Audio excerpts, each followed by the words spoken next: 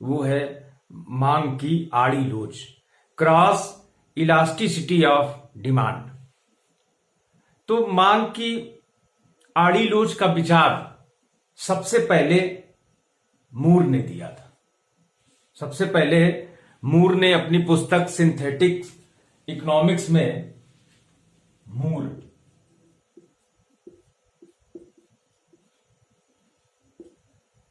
ने अपनी पुस्तक सिंथेटिक इकोनॉमिक्स में मांग की आड़ी लोच संबंधी विचार दिए थे, किंतु मांग की आड़ी लोच की वैज्ञानिक व्याख्या प्रोफेसर रॉबर्ट टिफिन ने दी थी। उन्होंने अपनी पुस्तक थ्योरी ऑफ वैल्यू में रॉबर्ट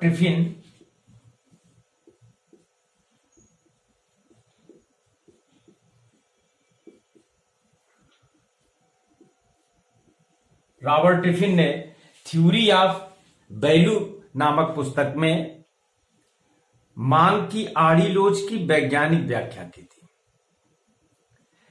वास्तविक जगत में कुछ वस्तुएं इस प्रकार से भी होती हैं जो स्थानापन्न होती हैं, जिन वस्तुओं के स्थानापन्न होते हैं।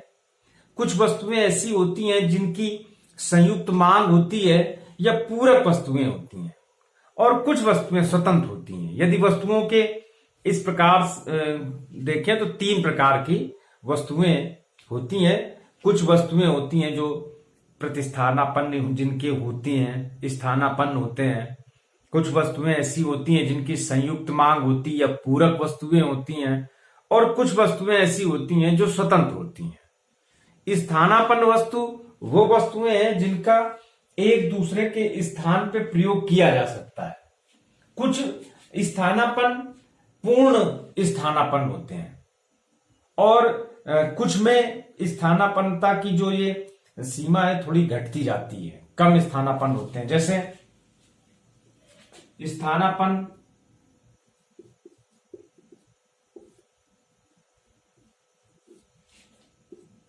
एक हमारे सामने उदाहरण है चाय और काफी। चाय और काफी एक दूसरे के स्थानापन्न है, किंतु वास्तव में चाय का स्वाद और काफी का स्वाद जो है दोनों में अंतर होता है। तो ये पूर्ण स्थानापन्न नहीं कहे जा सकते। एक और जैसे उदाहरण हमारे पास आता है तो एक पेप्सी है, एक कोका कोला है, और एक थम्स अप है। ये जो सॉफ्ट ड्रिंक है इसमें पेप्सी और कोका कोला और थम्स अप ये भी स्थानापन्न वस्तुएं हैं। अब इन वस्तुओं में जो स्वाद में थोड़ा सा अंतर है। एक स्थानापन्न हमारे सामने आता है पराग डेयरी का दूध,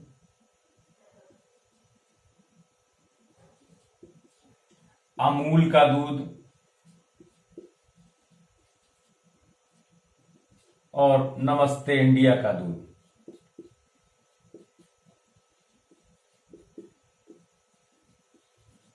ये दूध के तीन स्थानापन्न है। यदि पराग का दूध नहीं मिल रहा तो अमूल के दूध से काम चल जाएगा, अमूल का दूध नहीं मिल रहा है तो नमस्ते इंडिया का दूध से काम चल जाएगा, किंतु वास्तव में इनके कुछ स्वाद में अंतर होगा।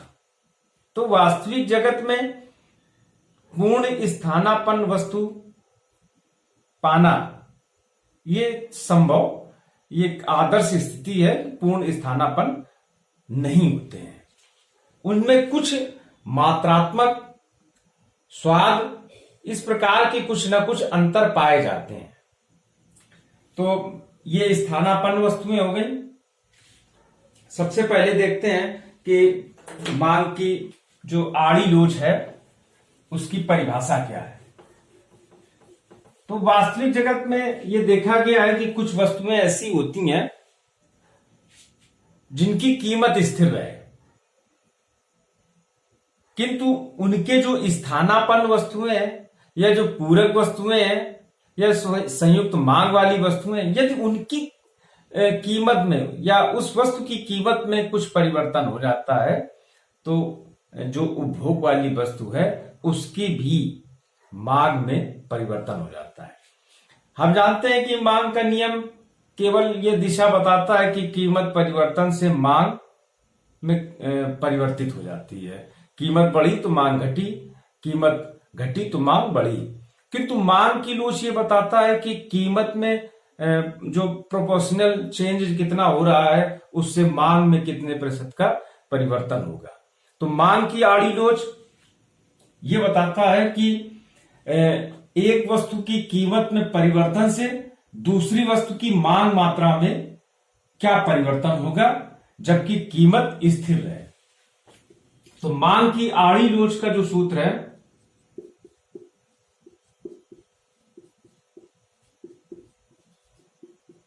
यदि हम x वस्तु का उपभोग कर रहे हैं तो x वस्तु की मांग मात्रा में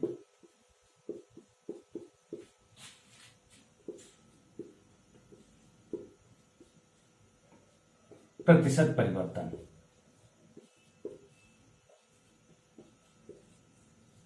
बटे इस x वस्तु की जो स्थाना प्रतिस्थापनापन्न वस्तु जो है, हमारे सामने दो वस्तुएं हैं, x है और y है। ये दो वस्तुएं हैं और ये एक दूसरे के स्थानापन्न वस्तुएं हैं और या x और y ये दोनों संयुक्त मांग की भी वस्तुएं हैं।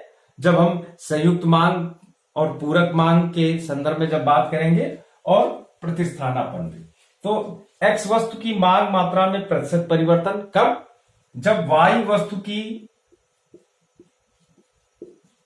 कीमत में प्रतिशत परिवर्तन।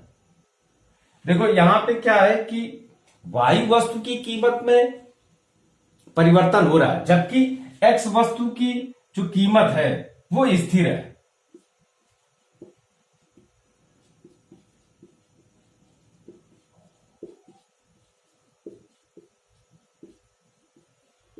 अब ये चूंकि संयुक्त मांग की वस्तु है या स्थानापन्न वस्तु है तो इसमें क्या हुआ है कि x वस्तु, जिस वस्तु का उपभोग हम कर रहे हैं वो x वस्तु है, उसकी मांग बदल गई जबकि कीमत स्थिर है।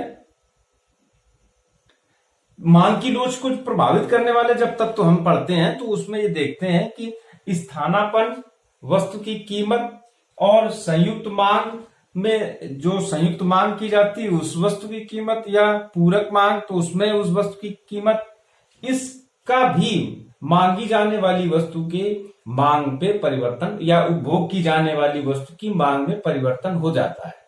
तो यहां पर इसकी जो माप करता है वो मांग की आड़ी लोच के द्वारा इस प्रकार की जो वस्तुएं होती हैं उनकी मांग में जो परिवर्तन होता है उसकी मांग जो माप है वो मांग की आड़ी लोच के द्वारा की जाती है। क्लास जो इलास्टिसिटी या डिमांड है उसके द्वारा की जाती है। तो यहाँ पे x वस्तु की मांग मात्रा में प्रतिशत परिवर्तन और हुआ क्या है कि y वस्तु की कीमत में परिवर्तन हो गया जबकि x वस्तु की कीमत क्या है वो स्थिर है। तो कई बार ये पूछा जाता है कि जो आड़ी लोच है उसमें उपभोग की जाने वाली वस्तु की जो कीमत है क्या वो बदलती है या स्थिर रहती है, तो उसका उत्तर है कि उपभोग की जाने वाली वस्तु की कीमत स्थिर रहती है। उसकी प्रतिस्थानापन्न जो वस्तु है उसकी कीमत परिवर्तित होती है। तो मांग की आड़ी लोच के हमारे सामने तीन रूप आते हैं। एक पहला है स्थानापन्न,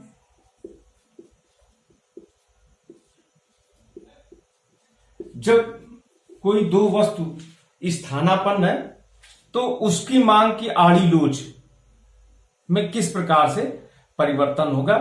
तो जब कोई वस्तु स्थानापन्न वस्तु है तो उसकी मांग की जो लोच होती है, मांग की जो आड़ी लोच होती है वो धनात्मक होती है। क्यों? क्योंकि स्थानापन्न वस्तु है, एक दूसरे के स्थान पे उसका परिवर्तन किया जा सकता है, तो इसकी जो आड़ी लोच होती है वो धनात्मक होती है, और इसका जो मान होता है वो 0 से अधिक होती है। इसकी जो वैल्यू है स्थानापन्न वस्तु की, जो उनकी आड़ी लोच है 0 से अधिक होती है।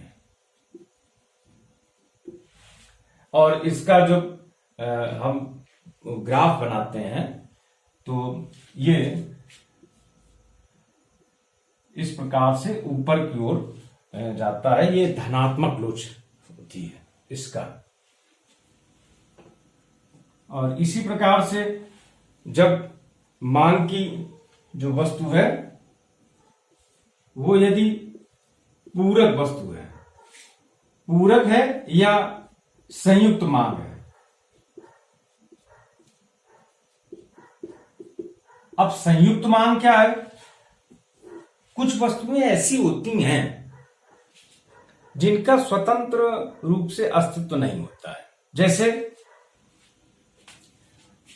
मोटरसाइकिल है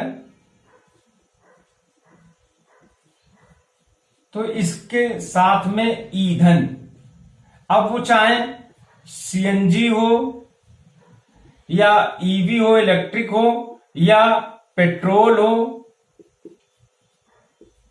इन दोनों का मोटरसाइकिल के लिए ये जो वस्तु है ये पूरक वस्तु है।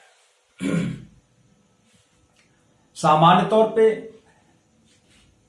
ईंधन जो होते हैं वर्तमान समय में ये केंद्र सरकार कंपनियों के माध्यम से, तो इसमें नियंत्रण नहीं है। इसमें कंपनियां, जो तेल कंपनियां हैं वो दाम को बढ़ाती हैं, वो दाम तय करती हैं।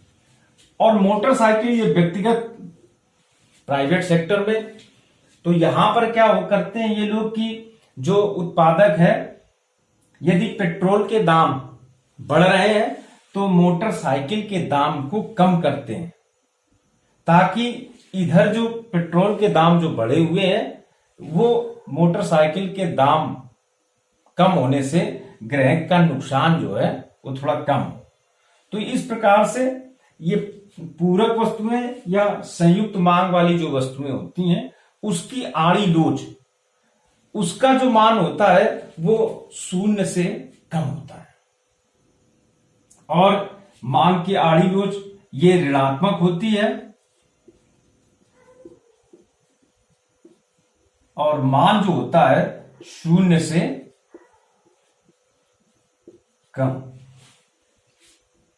इसी प्रकार से तीसरा जो है हमारे सामने वो स्वतंत्र वस्तु होती है।